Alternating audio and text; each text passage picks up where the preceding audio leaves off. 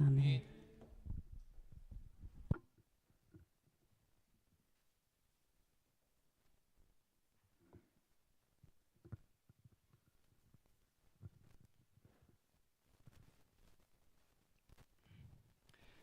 예, 안식 후 3일 동안 평안하셨습니까? 네. 예, 오늘은 다윗의 은총이라고 하는 제목으로 사무엘하 9장을 저희가 함께 살펴보도록 하겠습니다. 우리 함께 교독하시겠습니다. 제가 먼저 읽겠습니다. 다윗이 이르되 사울의 집에 아직도 남은 사람이 있느냐? 내가 요나단으로 말미암아 그 사람에게 은총을 베풀리라 하니라.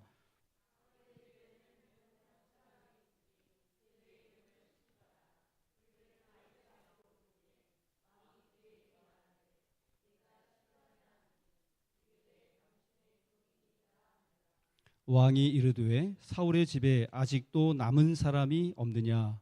내가 그 사람에게 하나님의 은총을 베풀고자 하노라 하니 시바가 왕께 아뢰되 요나단의 아들 하나가 있는데 다리 저는 자니이다 하니라.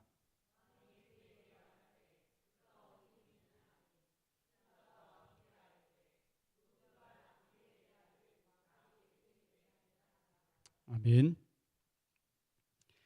다윗이 통일 이스라엘의 왕이 된 후에 한 몇 가지 일들이 있습니다.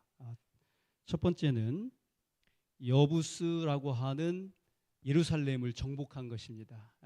그곳은 요새 지역이었기 때문에 그동안 이스라엘이 가나안을 정복했다 할지라도 여전히 여부스 족속들이 거기 살고 있었기 때문에 그곳을 정복하지 못하다가 다윗의 그 대장이었던 요압이 이 갱도를 타고 올라가 가지고 그래서 그 시온 산성을 이제 이 여부스 족속의 그 땅을 예루살렘을 빼앗게 되죠. 그런 다음에 그 이름을 갖다가 시온 산성이라고 이름을 바꾸게 된 것입니다. 그리고 이제 그곳을 나라의 수도로 삼았기 때문에 거기에 다윗이 무엇을 옮겨오기를 원했어요? 명실공히 이 시온 산성이 하나님의 도성이 되기를 바라는 마음으로 뭘 옮겨오라고 한 거예요? 하나님의 법궤를 옮겨오려고 했었는데 우리 잘 아는 것처럼 우사가 그것을 붙들어 가지고 즉사를 하게 되죠. 그 이후에 하나님께서 이 오벳 에돔의 집에 복을 내리시는 것을 다윗이 목격한 이후로 다시 한번 용기를 내어서 하나님의 법대로 이 제사장들을 준비하고 그들이 그 법궤를 메고서 이제 옮긴 그 일이 있습니다. 그 다음에 또 한 가지는 다윗이 하나님을 향하여 성전 건축의 뜻을 표명했다고 하는 것이죠. 근데 하나님께서 예스 했어요? 노 하셨어요? 노 하셨죠. 사실 우리가 굉장히 뭔가를 하고 싶은데 누군가 그것을 하지 못하게 하면은 더 하고 싶어요? 아니면 안 하고 싶어요? 예? 더 하고 싶어요. 그러면서 특별히 화이트 부인이 이 부분을 주석을 하면서 뭐라고 그랬냐면 우리가 연로 나이가 이렇게 많이 든 이후에도 때로 사람들이 자기가 무엇인가를 하려고 하는 어떤 그런 욕망이 있다는 거예요. 근데 하나님께서 노하시면은 어떻게 해야 된다고요? 하지 말 줄 아는 그런 용기가 필요하다고 그렇게 말씀을 하셨습니다. 예. 어쨌든 그 이후에 하나님께서 다윗에게 너무 감동을 받으셔가지고 다윗과 다윗 언약을 맺으시죠. 다윗 언약의 내용이 무엇입니까? 사울처럼 혹시 실수하고 잘못할지라도 왕위는 뭐 하지 않겠다는 거예요? 빼앗지 않고 이 다윗의 후손에서 후손으로 계속해서 이렇게 왕위가 이어져 내려가기라. 다윗의 이 왕가가 아주 그냥 충실하게 끝까지 보존될 거라고 하는 그런 귀한 약속을 주셨습니다. 다윗이 하나님의 그 놀라운 언약의 은혜를 받았기 때문일까요? 그 이후에 누구를 찾습니까? 여기 나온 것처럼 무비보셋을 찾고 있습니다. 다윗은 왜 무비보셋을 찾은 것일까요? 예전에 친구 요나단과 뭘 맺었어요? 언약을 맺었지요. 언약을 맺었기 때문입니다. 그래서 다윗이 이런 명령을 내렸어요. 사무엘하 9장 1절 다 같이 한번 읽겠습니다. 시작. 다윗이 이르되 사울의 집에 아직도 남은 사람이 있느냐? 내가 요나단으로 말미암아 그 사람에게 은총을 베풀리라. 여러분, 이 말이 얼마나 감동적인 말입니까? 사울의 집이 어떤 집이죠? 다윗과 원수가 된 집안입니다. 죄 때문에 망해버린 그런 왕가예요. 부끄럽고 수치스러운 가문입니다. 하나님께서 주신 엄청난 은혜와 특권을 망각한 그런 집안입니다. 그런데 다윗은 이렇게 몰락한 왕가, 패망한 왕조, 하나님께 불순종하고 무너진 왕조에게서 남은 사람을 찾고 있습니다. 사울의 자손 가운데 남은 자손을 찾고 있는 이 다윗의 모습은 우리 마음에 누구를 떠올리게 해요? 남은 자손을 찾고 있는 우리 하나님의 모습을 떠올려 줍니다. 이 세상에 아무리 타락하고 죄로 병들었어도 그 가운데서 하나님은 당신의 백성을 찾고 계시다고 하는 것입니다. 하나님은 남은 무리들, 남은 자손을 찾고 계시다는 사실을 여러분 기억하시기를 간절히 바랍니다. 이 마침내 수소문 끝에 이 요나단의 아들 하나가 생존해 있다는 사실을 알게 됐는데 그 이름이 무엇입니까? 무비보셋이죠. 이 무비보셋은 이스라엘의 최초의 왕이었던 사울의 손자였고 요나단의 아들이었습니다. 다시 말하면 그는 왕가의 왕손으로 태어난 사람이었습니다. 만약 세상이 이렇게 뒤집어지지만 않았다면 그도 언젠가는 무엇이 될 수 있는 기회가 있었어요? 왕이 될 수 있는 기회가 있었다고 하는 것이죠.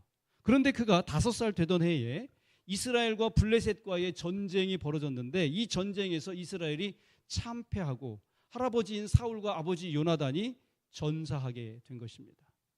여러분, 이 전쟁의 패배는 곧 왕가의 잔혹한 학살로 이어졌기 때문에 이 무비보셋을 기르던 이 유모는 왕세 소신 이 무비보셋을 급히 대피시키다가 그만 어떡합니까? 땅에 떨어뜨리게 된 것이죠. 그 결과 무비보셋은 평생 어떻게 살아요? 절뚝발이로 살 수밖에 없게 된 것입니다. 5살 때 그는 아버지를 잃고 패망한 왕조의 후손이라고 하는 치욕스러운 이름을 안고 왕궁을 떠나 요당 동편 로드발이라고 하는 황무지에서 은신하여 10수년을 살아가고 있었던 것입니다. 더구나 세상은 뒤바뀌어서 할아버지가 그렇게 미워하고 죽이려고 쫓아다니던 다윗이 왕이 되었으니 혹 세상에 자신의 존재가 발각이라도 된다면 이 무비보셋은 어떻게 되는 것입니까? 한순간에 죽음을 면할 수가 없게 된 것입니다. 근데 여러분, 이 무비보셋의 인생은 마치 우리들의 인생을 여지없이 보여주고 있다고 생각이 됩니다. 여러분, 한번 생각해 보세요. 우리도 무비보셋과 너무나도 똑같은 처지가 아닙니까? 인류의 조상은 누구예요? 우리 조상은 누구입니까? 아담이에요. 근데 여러분, 아담이 이 세상의 왕으로 창조함을 받았다는 사실을 아십니까? 창세기 1장 28절에 보면 사람만 다스리는 것이 아니었습니다. 생육하고 번성하여 땅에 충만하라, 땅을 정복하라, 바다의 고기와 공중의 새와 땅에 움직이는 모든 생물을 뭐 하라고요? 다스리라고 했어요. 명실공히 아담은 이 세상에 무엇이었습니까? 왕이었어요. 그런데 그가 지은 죄가 그만 이 모든 통치권을 상실하게 만들었고 그 결과 아담의 모든 후손들은 죄의 쓰라린 고통을 맛보며 살아가게 된 것입니다. 절뚝거리며 숨어 살고 있는 이 무비보셋의 모습은 죄로 말미암아 망가진 인간의 모습을 적나라하게 보여주고 있습니다. 그는 하루아침에 궁전을 잃어버렸습니다. 하루아침에 모든 왕가의 토지와 동산들을 다 잃어버렸습니다. 왕세손이라고 하는 신분을 잃어버린 것입니다. 근데 여러분, 이 무비보셋의 모습이 똑같이 우리의 모습이라고 하는 것이죠. 우리도 하루아침에 에덴 동산을 잃어버렸고 하나님의 자녀라고 하는 신분을 잃어버렸습니다. 그리고 이 믿음의 길에서 하나님의 뜻대로 살려고 마음을 굳게 먹고 벌거둥쳐 보지만 늘 넘어지고 자빠지는 것이 절뚝발이 무비보셋의 모습과 똑같지 않느냐 하는 것입니다. 그런데 이렇게 희망 없이 살아가는, 아무도 알아주지 않는, 세상에서 잊혀진 존재, 이 무비보셋을 기억하는 한 사람이 있었습니다. 그가 누구예요? 그가 바로 다윗입니다. 근데 이 무비보셋의 입장에서는 다윗 왕이 자기를 찾는다고 하는 소식이 그렇게 달갑지 않았다고 하는 것입니다. 왜요? 왜 갑자기 나를 찾는 것인가? 다윗은 무슨 꿍꿍이 속이 있는가?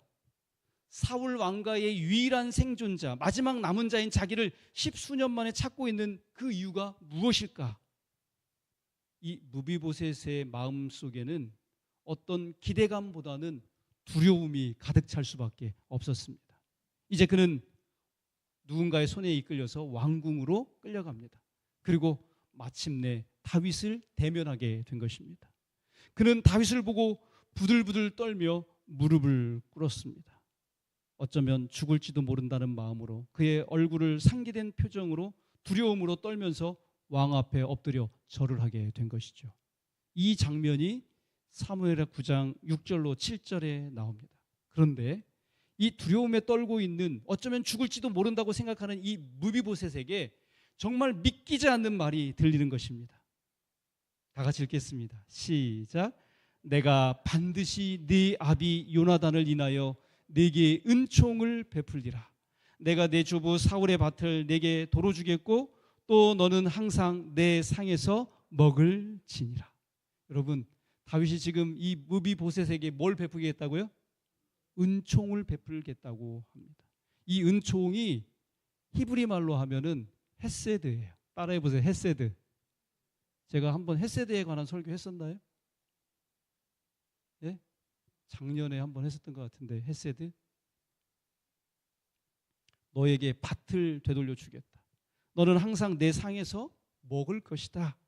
내가 이 모든 것을 너에게 값없이 주겠다. 너는 이제 왕궁에 들어와서 나와 살도록 하여라. 오늘부터 나의 식탁에 함께 앉거라.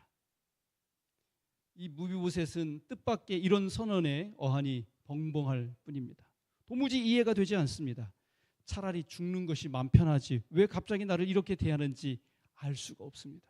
그래서 8절에 뭐라고 이야기하냐면, 이 종이 무엇이간데 왕께서 죽은 개 같은 나를 돌아보시나이까. 나는 개만도 못한 존재입니다. 죽은 개와 같습니다. 그런데 어찌 이 큰 은혜를, 감당할 수 없는 은혜를 저에게 베푸시는 것입니까? 여러분, 다윗이 이 무비보셋에게 베푸는 이 은혜의 근거가 무엇입니까?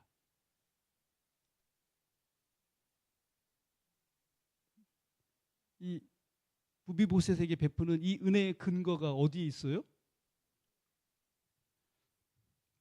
그때 다윗이 무비보셋에게 대답을 합니다. 무비보셋, 두려워하지 말아라. 내가 너를 부른 것은 벌을 주려고 하는 것이 아니라 은혜를 베풀려고 하는 것이다. 그리고 이 은혜는 하나님의 은혜이다. 내가 이야기를 하나 해주겠다. 벌써 아주 오래된 이야기인데, 네가 태어나기도 전에 나와 너의 아버지는 언약을 맺었단다. 우리는 너무도 친한 친구였기 때문에 서로를 도와주고 보호해 주기로 언약을 맺었지. 뿐만 아니라 누가 먼저 죽더라도 서로의 자식을 자기 아들처럼 거두어 길러주기로 약속을 했단다. 그러면서 다윗은 자신의 손을 이 무비보셋에게 내밉니다. 여기 이 상처를 보아라. 이것이 무엇 때문에 생긴 흉터인 줄 아느냐? 바로 너의 아버지와 내가 언약을 맺기 위해 피를 흘렸던 그 상처다. 그래, 너는 어쩌면 죽은 개 같은 인생을 산다고 생각할 수도 있지. 하지만 이제는 그렇게 살지 마라. 왜냐하면 내가 태어나기 전에 너의 아버지와 내가 맺은 언약이 있기 때문이다. 나는 너의 집안을 대대로 보호해주고 공급해 주기로 피로써 언약을 맺었단다. 여기 그 증표가 있다. 자, 내 손에 상처를 보아라.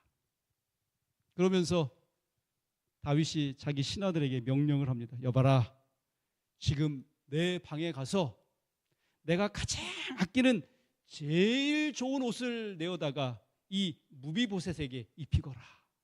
그래서 신하가 가서 아직 한 번도 입어보지 않은 새 옷을 가져옵니다. 그러나 다윗은 그 옷을 보고는 고개를 젓는 것입니다. 아니다. 그 옷 말고 내가 가장 아끼는 옷 있지 않느냐? 다른 신하가 가서 금은 보석으로 술을 놓은 가장 비싼 옷을 가져왔습니다. 그러나 다윗은 여전히 고개를 젓습니다. 아니다. 그 옷 말고 더 좋은 옷이 있지 않느냐? 또 다른 신하가 달려가 옷을 가져옵니다. 그제서야 다윗이 그 옷을 보더니 얼굴빛이 환해지는 것입니다. 그 옷이다. 바로 그 옷. 드디어 세상에서 가장 좋은 옷을 찾아왔구나. 무비보셋, 이 옷을 입거라. 내가 이 옷을 너에게 선물로 주노라. 여러분, 다윗이 가지고 있던 제일 좋은 옷이 어떤 옷입니까? 어떤 옷이에요? 바로 그 옷은 요나단의 옷이었습니다. 요나단과 다윗이 언약을 맺을 때 요나단이 자기가 입고 있었던 옷을 벗어서 누구에게 입혀줬어요?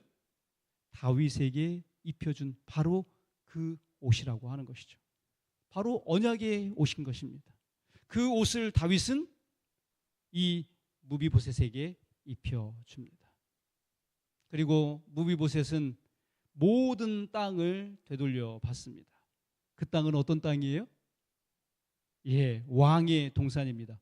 잃어버렸던 동산을 되찾게 된 것입니다. 뿐만 아니라 이 무비보셋에게 시바와 그의 아들 15명 그리고 종 20명을 줍니다.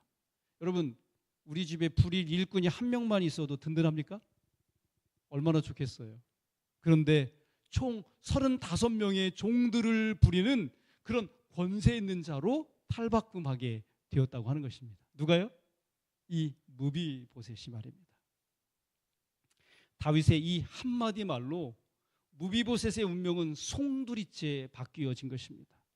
패망하고 몰락한 왕조에 버림받은 신분에서 하루아침에 왕의 식탁에 앉아 식사를 하는 존귀한 신분으로 바뀐 것입니다. 누가 왕과 함께 식사를 하죠? 아무나 할 수 있습니까? 왕자들만 그렇게 할 수 있다고 하는 것이죠. 왕의 아들들만이 왕과 함께 앉아서 뭘 먹을 수 있어요? 밥을 먹을 수 있다는 것입니다. 그래서 11절에 보면 여기 무비보셋은 왕자 중 하나처럼 왕의 상에서 뭐 했다고요? 먹었다. 그렇게 기록하고 있습니다. 여러분, 당시에 다윗 왕의 아들들이 몇 명이나 되었는지 아십니까? 역대상 3장 1절 9절에 보면 최소한 15명은 된다고 하는 것입니다. 바로 그 아들들과 같이, 왕자들과 같이 똑같은 자리에서 그는 식사를 하게 된 것입니다. 무비보셋은 왕의 아들처럼 대접을 받게 되었다고 하는 것이죠. 여러분, 이 언약의 이야기 속에 아주 중요한 구원의 원리가 들어 있습니다. 구원은 전적으로 하나님의 선물입니다. 무비보셋에게는 스스로 내세울 만한 것이 하나도 없습니다. 그가 이룬 공로도 업적도 없습니다. 그가 구원받은 것은 순전히 다윗과 요나단이 맺은 뭐 때문이에요? 언약 때문이라고 하는 것입니다. 그가 태어나기도 전에 이미 그를 향한 구원의 계획이 완성되어 있었다고 하는 것입니다. 그런데 우리도 마찬가지라고 하는 것이죠. 우리가 구원받게 된 것은, 우리가 구원을 얻은 것은 우리의 어떠함에 달려있는 것이 아니라고 성경은 이야기해 주고 있습니다. 그래서 성경은 에베소서 2장 8절에 다음과 같이 이야기합니다. 다 같이 읽겠습니다. 시작. 너희는 그 은혜에 의하여 믿음으로 말미암아 구원을 받았으니 이것은 너희에게서 난 것이 아니요 하나님의 선물이라. 아멘. 다윗은 하나님을 상징하고요, 요나단은 예수님을 상징합니다. 그리고 무비보셋은 누구를 상징할까요? 우리를 상징하는 것입니다. 그래서 우리가 구원받은 것은 하나님과 예수님 사이에 맺은 그 언약 때문이라고 하는 것입니다. 이 세상이 창조되기도 전에 하늘에서 이미 하나님과 아들 예수님 사이에 뭐가 맺어졌어요? 언약이 맺어졌어요. 여러분, 이 하나님과 예수님 사이에 맺어진 이 두 분 사이에 무슨 언약이 맺어졌습니까? 시대의 소망 834쪽에 있는 말씀 다 같이 읽겠습니다. 시작. 땅의 기초가 놓이기 전에 아버지와 아들은 이미 합의하셔서 인류가 사단에게 정복당하게 될 경우에 인류를 구속하기로 언약을 세우셨던 것이다. 그들은 손을 굳게 잡으시고 그리스도께서 인류를 위하여 보증인이 될 것이라는 엄숙한 서약을 하셨었다. 아멘입니까? 아버지 하나님과 아들 하나님께서 인간의 구원을 위해서 언약을 맺으셨다고 이야기합니다. 그리고 두 분이 손을 굳게 잡으시고 맹세를 했는데 정말로 놀라운 일이 아닐 수 없습니다. 하늘에서 성부와 성자 하나님과 예수님 사이에 맹세를 다 하시다니요. 그들은 손을 굳게 잡으시고 엄숙한 서약을 하셨습니다. 예수님께서 아버지께 말씀을 드립니다. 아버지, 내가 인간의 구원을 위해서 언약의 보증인이 되겠습니다. 여러분, 누군가의 보증인이 된다고 하는 것이 무슨 뜻입니까? 돈은 남이 쓰고 책임은 내가 진다고 하는 것이죠. 예수님이 언약의 보증인이 된다고 하는 말은 구원은 우리가 받고 책임은 누가 진다는 거예요? 예수님이 지신다는 뜻입니다. 영생은 인간이 받고 예수님이 대신 죽으시겠다고 하는 그런 말이 되는 것이죠. 언약의 복은 인간이 받고 저주는 예수님이 받으신다는 뜻입니다. 면류관은 인간이 쓰고 십자가는 예수님이 지신다는 뜻입니다. 그래서 히브리서 7장 21절로 22절은 이렇게 이야기합니다. 다 같이 읽겠습니다. 시작. 그들은 맹세 없이 제사장이 되었으되 오직 예수는 자기에게 말씀하신 이로 말미암아 맹세로 되신 것이라. 주께서 맹세하시고 뉘우치지 아니하시리니 네가 영원히 제사장이라 하셨도다. 이와 같이 예수는 더 좋은 언약의 보증이 되셨느니라. 아멘. 예수님께서 맹세하시고 대제사장이 되셨고 우리를 위한 보증인이 되셨다는 것입니다. 우리 인간이 죄지어 죽을 수밖에 없게 된다면 그 모든 책임을 누가 지시겠다는 거예요? 우리 예수님께서 지시고 인간은 다시 살 수 있는 영생의 소망을 주시기로 그렇게 하셨던 것입니다. 사랑하는 우리 서천교회 믿음의 가족 여러분, 우리가 잘나서 구원 얻는 게 아닙니다. 우리가 세상 사람들보다 더 똑똑하고 잘난 게 있어서 구원받는 것도 아니라고 하는 것이죠. 그러므로 우리는 참으로 믿음의 가족으로서 한 식구된 형제 자매들로서 우리 형제들에 대하여 넓고 따뜻하고 아량 있는 모습으로 대하실 수 있게 되기를 간절히 바랍니다. 특별히 배려하는 마음을 좀 가져주시면 감사하겠습니다. 오늘 우리가 우리를 위한 예수 그리스도의 언약의 보증이 있었기 때문에 오늘 우리가 구원받은 그런 사람이기 때문에 정말 우리가 더욱 앞으로 사랑하며 아끼며 존중하며 살아서 우리 교회가 더욱 행복하고 아름다운 믿음의 그런 귀한 가족들 될 수 있기를 간절히 바라면서 오늘 말씀을 맺도록 하겠습니다. 기도하고 마치겠습니다.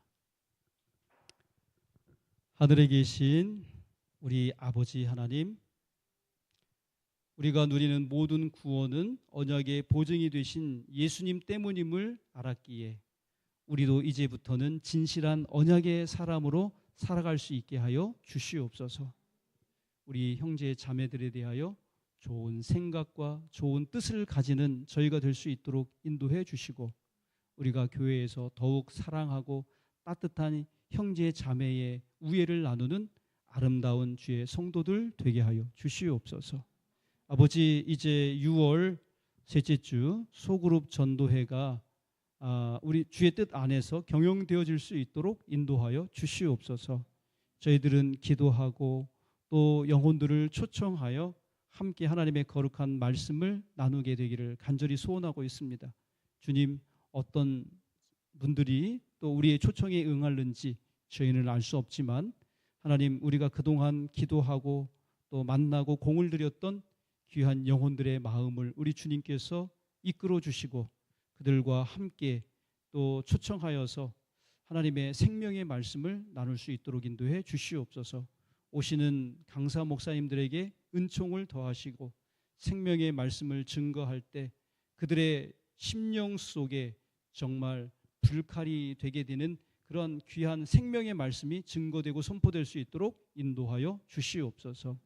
아버지, 우리 정욱수, 이분순, 전복순, 나인환, 김명진, 김진혁, 서인숙, 우리 조후연 아버님 기억하여 주셔서 정말 이번 기회에 생명의 말씀을 듣고 결심하여 주님의 귀한 자녀가 다 되실 수 있도록 복내려 주시옵소서. 아버지, 여전히 주차장 허가가 떨어지지 않고 있습니다. 우리는 무슨 영문인지 알 수 없지만 하나님께서 하나님의 뜻대로 하나님의 시간에 또 우리에게 그 모든 일들을 이루어 주실 줄 믿사오니 주님 뜻대로 인도하여 주시옵소서. 주님, 또 우리 교회에 연약하고 아픈 주의 사랑하는 자녀들이 있습니다. 일일이 호명치 않을지라도 건강하게 해주시고 또 건강하심으로 회복되어서 우리 주님 앞에 더욱 신명나는 믿음 생활로 헌신하고 봉사하실 수 있도록 복내려 주시옵소서. 돌아가는 발걸음도 함께 하시고 안식일을 맞기까지 우리의 삶에 우리 주님과 동행하는 아름다운 시간들 펼쳐지도록 사랑의 주님 예수님 귀하신 이름으로 기도드립니다. 아멘.